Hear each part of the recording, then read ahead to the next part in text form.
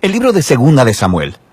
Mire el video de Primera de Samuel, donde presentamos a los tres personajes principales del libro: Samuel, Saúl y David.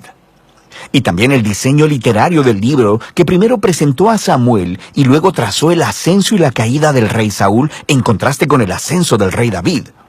Segunda de Samuel nos cuenta la historia de David como rey de Israel, y en dos movimientos. Hay una temporada de éxito y bendición, seguido de un gran fracaso moral y sus tristes consecuencias.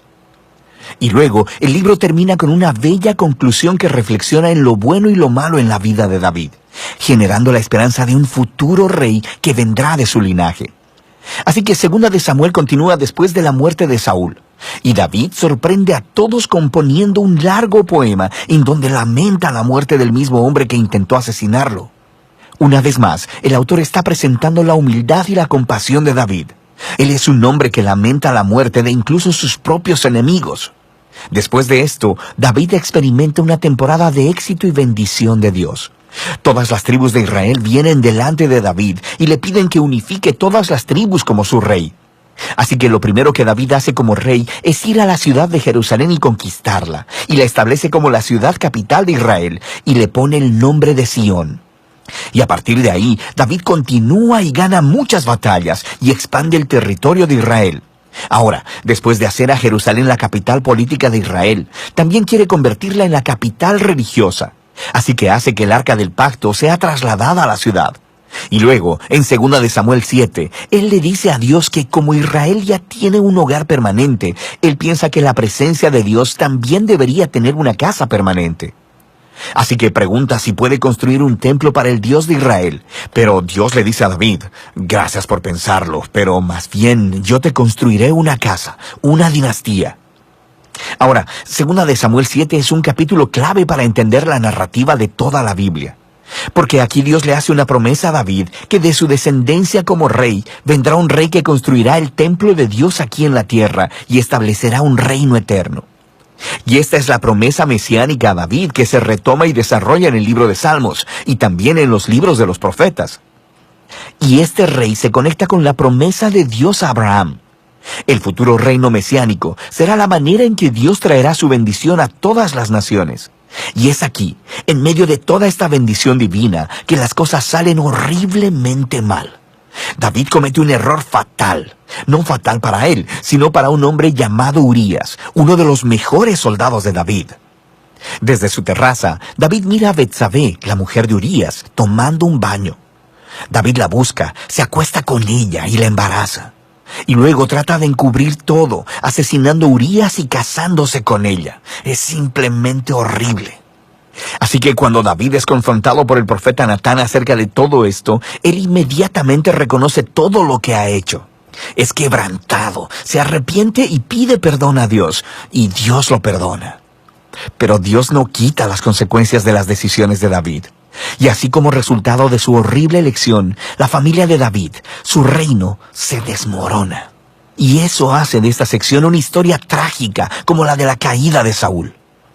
Los hijos de David terminan repitiendo los errores de su padre, pero de maneras aún más trágicas. Amnón abusa sexualmente de su hermana Tamar, y luego el hermano de ambos, Absalón, se entera de todo esto y manda a matar a Amnón.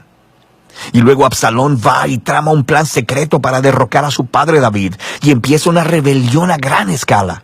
Así que, por segunda vez, David es obligado a huir de su propio hogar y a esconderse en el desierto, excepto que en esta ocasión él no es inocente. La rebelión termina cuando el hijo de David es asesinado, y eso rompe el corazón de David, y una vez más, él se lamenta acerca del hombre que intentó asesinarlo. En los últimos días de David, lo encontramos de vuelta en el trono, pero como un hombre quebrantado. Está herido por las tristes consecuencias de su pecado. El libro concluye con un bello epílogo, con historias que están en orden cronológico, pero tienen un diseño literario simétrico realmente genial. El par externo de historias vienen del reino temprano de David y comparan los fracasos de Saúl y los de David, y cómo ambos lastimaron a otras personas por sus malas decisiones. El par interno de historias son sobre David y su grupo de hombres valientes que fueron a luchar contra los filisteos.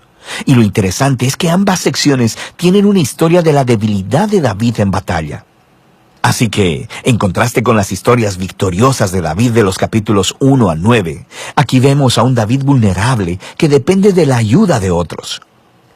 El centro del epílogo tiene 2 poemas que funcionan como memorias, y David reflexiona en su vida.